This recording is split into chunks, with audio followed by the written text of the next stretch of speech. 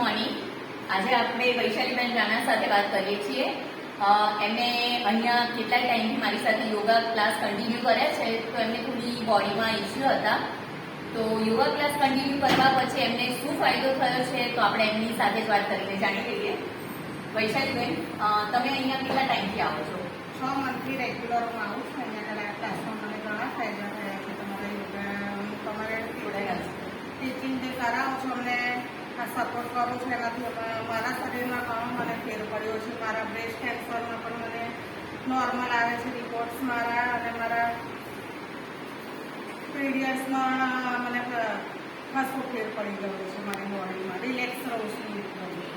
બોલ, તો હમણાં તમે રિપોર્ટ કરાયો લાસ્ટ સેટરડે, તો મતલબ બ્રેસ્ટ કેન્સરનો રિપોર્ટ કરાયો, તો એમાં રિપોર્ટ શું આવે?